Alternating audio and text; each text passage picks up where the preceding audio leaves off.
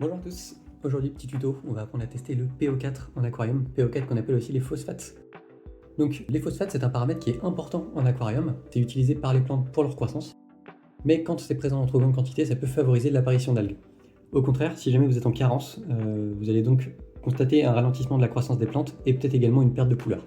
Ici on va tester avec un test de la marque JBL qui est assez classique, je vous mets le lien en description si jamais ça vous intéresse, et on va commencer tout de suite. Première chose à faire, ce que vous allez faire, c'est que vous allez prendre deux fioles dans lesquelles vous allez mettre 10 ml chacune. Donc 10 ml ici, 10 ml ici. Moi, c'est déjà fait. Il y en a une que vous allez prendre, que vous allez réserver pour plus tard, ça servira pour comparer.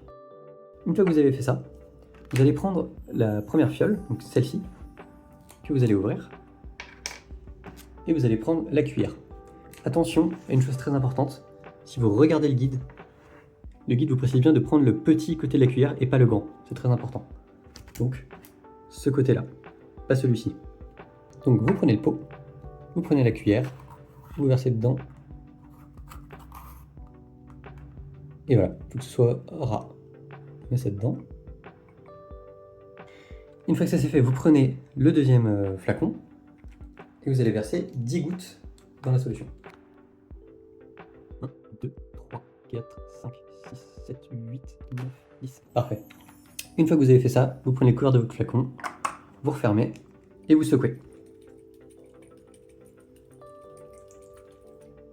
Voilà.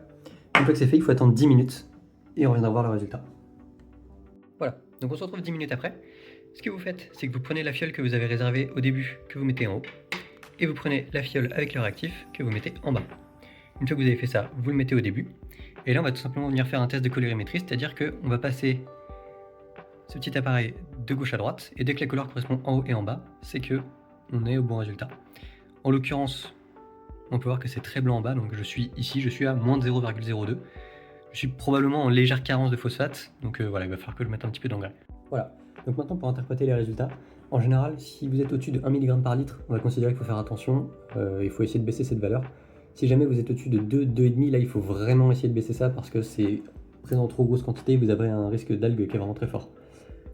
Pour les causes, en général c'est à peu près toujours les mêmes, mais ça va être soit une suralimentation de votre aquarium, soit une surpopulation de poissons, soit tout simplement un manque de changement d'eau. Et au contraire, si jamais vous voyez que votre taux de phosphate est très faible, que vous avez des plantes qui poussent plus beaucoup, qui commencent un petit peu à dépérir, bah, tout simplement ce qu'il faut faire c'est ajouter de l'engrais phosphaté progressivement dans l'aquarium. Ça se trouve assez facilement sur internet. Voilà, merci.